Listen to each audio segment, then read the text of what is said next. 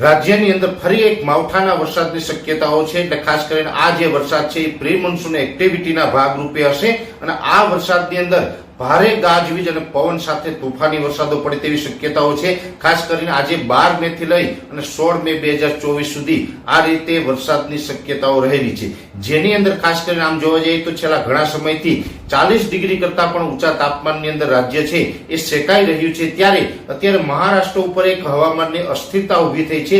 આ અસ્થિરતાને કારણે 850 એચપીએ લેવલે એક શિયર ઝોન સર્જાયો છે અને 700 એચપીએ લેવલે છે એ અરબી સમુદ્રમાંથી આ સિસ્ટમને ભેજ મળી રહ્યો છે, જેને કારણે રાજ્યના હવામાનની અંદર એક પલટો જોવા મળશે, જેમાં ખાસ કરીને રાજ્યના મોટા ભાગના વિસ્તારોની અંદર વરસાદની શક્યતાઓ છે, તોફાની વરસાદની શક્યતાઓ છે અને રાજ્યના અનેક વિસ્તારો એવા હશે કે જ્યાં 1.5 થી લઈને 1.5 ઇંચ સુધીના વરસાદો થાય તેવી શક્યતાઓ છે। એટલે એક પ્રકારે મોટી પ્રી મોન્સૂન એક્ટિવિટી થાય તેવી શક્યતાઓ છે। આની અંદર વરસાદનું પ્રમાણ 1 ઇંચથી પણ વધારે હશે, જેમાં આજે 12 મે ના રોજ બપોર બાદથી જ વરસાદની શરૂઆત થઈ જશે। આજની તારીખે જે વરસાદો જોવા મળશે એ મધ્યપ્રદેશ અને મહારાષ્ટ્ર બોર્ડર લાગુ વિસ્તાર, એટલે કહી શકાય કે આજે બપોર બાદથી લઈ અને આજે રાતભર જે વરસાદો જોવા મળશે, જેમાં ખાસ કરીને રાજપીપળા, છોટાઉદેપુર, ડાંગ, આહવા, સુરત, વલસાડ અને નવસારી જેવા વિસ્તારો છે, આ તમામ વિસ્તારોની અંદર વરસાદની શક્યતાઓ રહેલી છે। આવતીકાલે 13 મે 2024 થી આ જે વરસાદની જે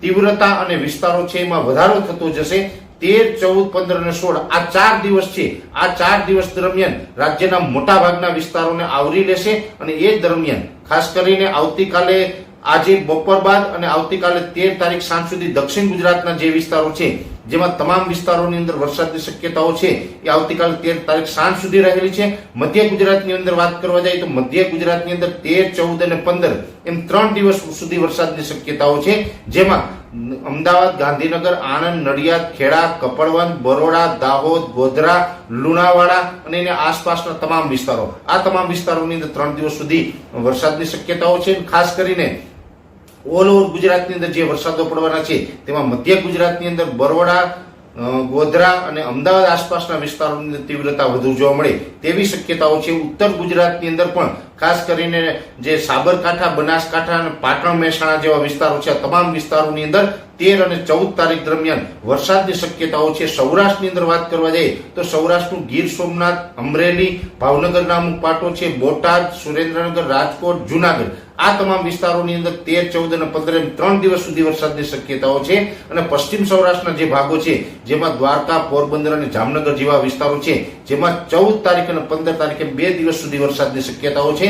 કચ્છની અંદર ખાસ કરીને વાત કરવા જઈએ તો 13 અને 14 તારીખ એમ 2 દિવસ સુધી વરસાદની શક્યતાઓ છે। અને કચ્છની અંદર કચ્છના જે દરિયાઈ કાંઠાના તમામ તાલુકાઓ છે એ તમામ તાલુકાને વરસાદ છે પ્રભાવિત કરે તેવી શક્યતાઓ છે। ઓલ ઓવર જોવા જઈએ તો આ રાજ્યની અંદર આ માવઠું છે વિસ્તારની દ્રષ્ટિએ ખૂબ વધારે વિસ્તારોને આવરે તેવી શક્યતાઓ છે। સૌરાષ્ટ્ર, કચ્છ, મધ્ય ગુજરાત, ઉત્તર ગુજરાત અને દક્ષિણ ગુજરાત એમ તમામ ઝોનોની અંદર આની અસર થશે અને આ અસર તળે મોટા ભાગના વિસ્તારોની અંદર થંડરસ્ટોર્મ એક્ટિવિટી થશે અને થંડરસ્ટોર્મ એક્ટિવિટીને કારણે વરસાદ થશે, જેને કારણે વરસાદ છે 1 ઇંચ કરતા વધારે એટલે 1.25 થી લઈ અને 1.5 ઇંચ સુધીના વરસાદ જોવા મળે તેવી શક્યતાઓ છે। અને મોટા ભાગના વિસ્તારોની અંદર ગાજવીજ અને ભારે પવન સાથે વરસાદ પડે તેવું હાલ એક અમારું અનુમાન છે।